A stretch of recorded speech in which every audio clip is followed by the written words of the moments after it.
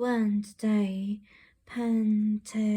Pentecost came, they were all together in one place.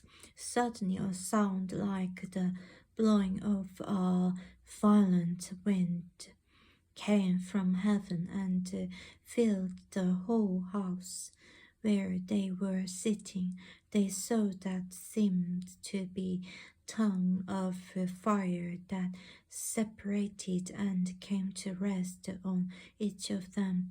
All of them were filled with the Holy Spirit and began to speak in other tongues as the Spirit enabled them. Now there were staying in Jerusalem God-fearing Jews from every nation under heaven.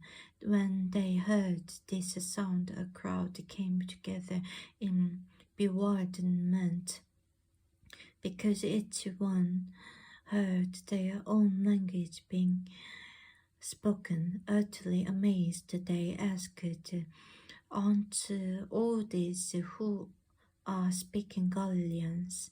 Then how is it that each of us hears them in our native language?"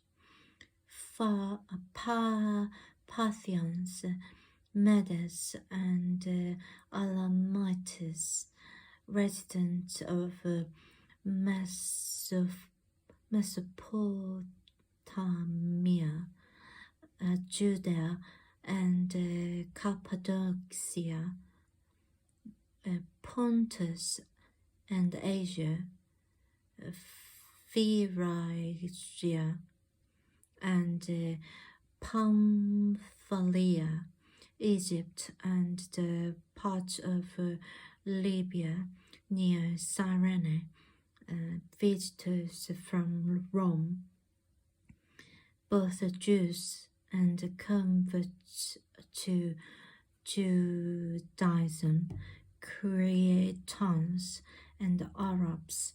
We hear them declaring the wonders of God in our own tongues. Amazed and perplexed, they asked one another, "What does this mean?"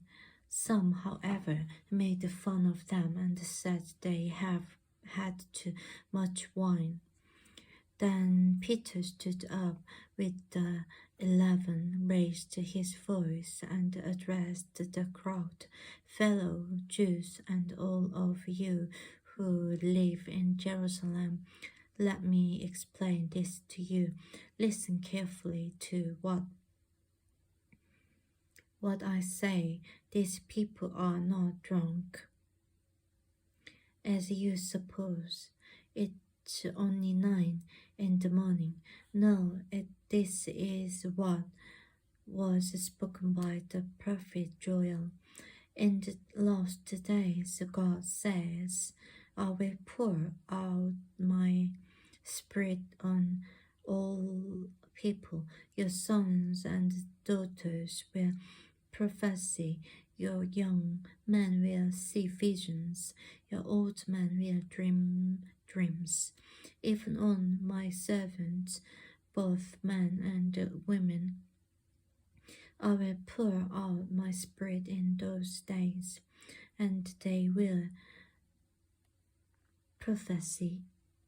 I will show wonders in the heavens above and signs on the earth below, blood and fire and billows of smoke.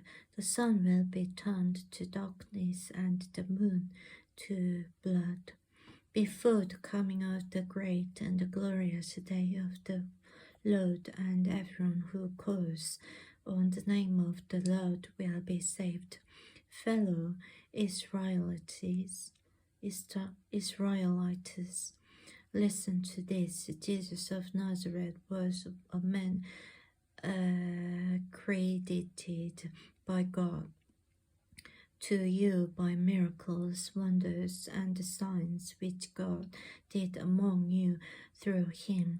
As you yourselves know, this man was handed over to you by God's deliberate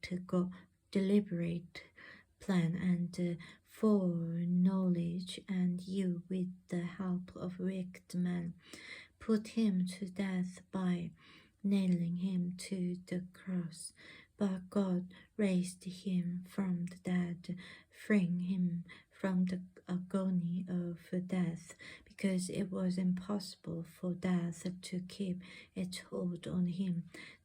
David said about him, I saw the Lord always before me, because he is at my right hand. I will not be shaken. Therefore my heart is glad, and my tongue rejoice. My body also will rest in hope, because you will not abandon me to the realm of the dead. You will not let your Holy One see decay. You have made known to me the paths of life. You will fill me with joy in your presence. Fellow Israelites, I can tell you confidently that the patriarch David died and was buried, and his tomb is here to this day. But he was a prophet and knew that God had promised him on earth that he would place one of his descendants on his throne. Seeing what was to come, he spoke of the resurrection of the Messiah, that he was not abandoned to the realm of the dead, nor did his body see decay. God has raised this Jesus to life, and we are all witnesses of it.